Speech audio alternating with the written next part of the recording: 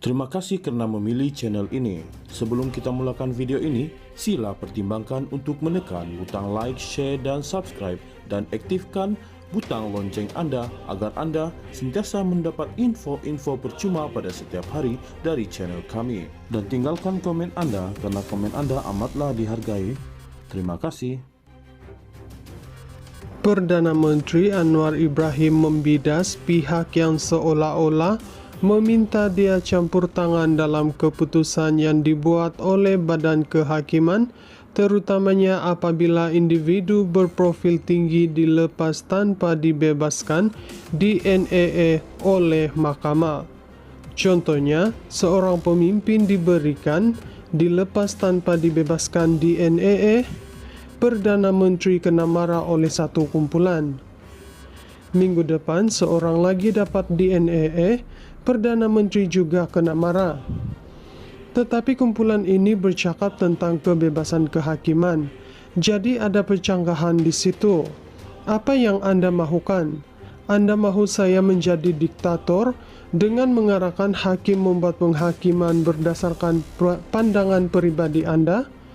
Memang ada sesetengah keputusan saya tidak bersetuju. Tetapi itulah kebebasan kehakiman. Eksekutif ada kuasanya, tetapi ia juga ada batasan tertentu berdasarkan pengasingan kuasa, kata yang memetik kenyataan Perdana Menteri di situ hari ini. Anwar berkata demikian sewaktu berucap menutup Asian Symposium 2025 bertemakan Anchoring Asians Future in Shared Wisdom, Empowering Communities for an Inclusive and Sustainable Civilization di Ibu Negara. Untuk rekod, di bawah perkara 145 Perlembagaan Persekutuan, peguam negara mempunyai kuasa untuk memulakan, mengendalikan atau memberhentikan prosiding jenayah. Sekiranya peguam negara memutuskan untuk memberhentikan sesuatu kes, walaupun ia sudah berada dalam perbicaraan, mahkamah tiada pilihan selain menghentikan prosiding tersebut. Pada masa ini, jabatan peguam negara berada di bawah jabatan Perdana Menteri.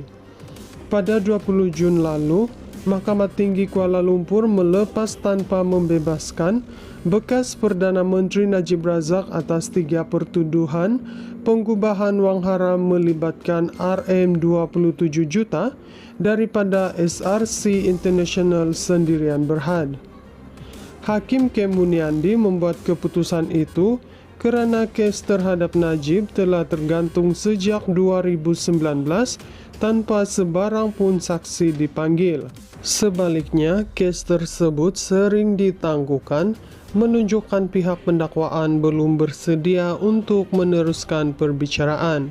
Sehari selepas itu, Jabatan Peguam Negara menyatakan bahawa pihaknya tiada pilihan selain menunggu perbicaraan 1MDB dan kes SRC International pertama selesai sebelum boleh menggunakan dokumen bertindih yang diperlukan dalam kes kedua membabitkan SRC.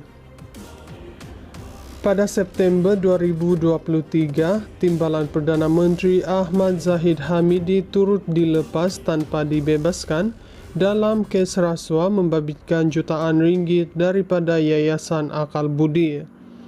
Keputusan itu dibuat walaupun perbicaraan sudah memasuki peringkat pembelaan selepas pihak pendakwaan meminta lebih masa untuk melengkapkan siasatan. Sementara itu, Anwar juga menyatakan kehairanan mengenai sikap segelintir golongan elit dan berpendidikan tinggi yang sering melaungkan keperluan untuk reformasi segera, tetapi pada masa sama tidak berpendirian tetap tentang keperluan memerangi rasuah. Saya juga melihat ketidakseragaman apabila menyentuh soal anti rasuah, yang mereka ini hanya tunjukkan kepada seorang pemimpin sahaja, tetapi bukan yang terdahulu yang menyeleweng sehingga berbilion ringgit.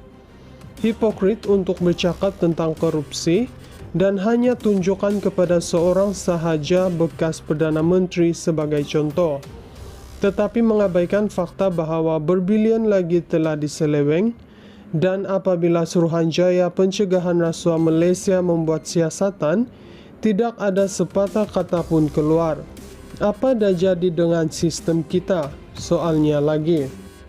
Perdana Menteri Anwar Ibrahim membidas pihak yang seolah-olah meminta dia campur tangan dalam keputusan yang dibuat oleh Badan Kehakiman, terutamanya apabila individu berprofil tinggi dilepas tanpa dibebaskan di NAA oleh mahkamah. Contohnya, seorang pemimpin dilepas tanpa dibebaskan di NAA, Perdana Menteri kena marah oleh satu kumpulan. Minggu depan seorang lagi dapat di NAA, Perdana Menteri juga kena marah. Tetapi kumpulan ini bercakap tentang kebebasan kehakiman. Jadi ada percanggahan di situ. Apa yang Anda mahukan? Anda mahu saya menjadi diktator dengan mengarahkan hakim membuat penghakiman berdasarkan pandangan pribadi Anda? Memang ada sesetengah keputusan saya tidak bersetuju, tetapi itulah kebebasan kehakiman. Eksekutif ada kuasanya, tetapi ia juga ada batasan tertentu berdasarkan pengasingan kuasa, kata yang memetik kenyataan Perdana Menteri di situ hari ini. Anwar berkata demikian sewaktu berucap menutup Asian Symposium 2025 bertemakan Ensuring Asians Future in Shared Wisdom, Empowering Communities for an Inclusive and Sustainable Civilization di Ibu Negara. Untuk rekod, di bawah perkara 145 Perlembagaan Persekutuan, peguam negara mempunyai kuasa untuk memulakan, mengendalikan atau memberhentikan prosiding jenayah. Sekiranya peguam negara memutuskan untuk memberhentikan sesuatu kes, walaupun ia sudah berada dalam perbicaraan, mahkamah tiada pilihan selain menghentikan prosiding tersebut. Pada masa ini, jabatan peguam negara berada di bawah jabatan Perdana Menteri. Pada 20 Jun lalu, Mahkamah Tinggi Kuala Lumpur melepas tanpa membebaskan bekas Perdana Menteri Najib Razak atas 3 pertuduhan pengubahan wang haram melibatkan RM27 juta daripada SRC International Sendirian Berhad.